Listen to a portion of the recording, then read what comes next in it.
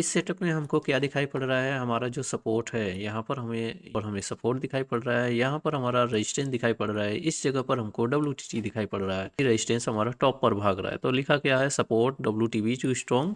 जो हमारा सपोर्ट पहले था यहाँ पर येलो कलर बनाया था, वो है पूरी तरह से यहाँ पर स्ट्रॉन्ग हो गया, और जो हमारा रेजिस्टेंस है वो हमारा रेजिस्टेंस WTT है। तो ऐसे केस में जो है हमारे पास दो बुलिश प्रेशर मिलते हैं, यहाँ पर आपको बुल रन दिखाई पड़ेगा, और इस प्रेशर में यानी इस सेटअप में हमें जो ट्रेड बनाना पड़ेगा वो हमें ट्रेड बनाना पड़ेगा जो है एक्सटेंशन ऑफ सपोर्ट से। तो एक्सटेंशन ऑफ सपोर्ट पर अगर मार्केट मिलता है तो वहां से कॉल का ट्रेड मार देना है। यह कहाँ तक जाता है, जो है इसका जो टारगेट होता है वो है रेजिस्टेंस के ठीक ऊपर तक जाता है, EOR+1 तक जाता है कम से कम। और अगर WTT तक ये मार्केट मिल गया जो है चलता हुआ, एक कॉल का ट्रेड बनाएंगे बॉटम से लेकर टॉप, जैसा कि आपको यहाँ पर दिखाई पड़ रहा है। WTB टू स्ट्रॉन्ग है, रेजिस्टेंस WTT है, बुलिश प्रेशर है, बट इसमें बोल रहा है कि जो आपको एंट्री करनी है वो WTT से एंट्री करनी है, और आपकी जो आपके टारगेट होंगे वो टारगेट आपके 100 पॉइंट के होंगे। तो यहाँ पर जो WTT आपको दिखाई पड़ रहा है, यह WTT की यहाँ पर परसेंटेज की मैं बात कर दे रहा हूँ। जब भी आपको ऐसा सेटअप दिखाई पड़ेगा कैलकुलेटर में, तो फिर आपको सिर्फ और सिर्फ ध्यान देना है इस WTT की परसेंटेज पर। यहाँ WTT की जो परसेंटेज होनी चाहिए वो परसेंटेज 80% होनी चाहिए, या फिर 85% होनी चाहिए, या फिर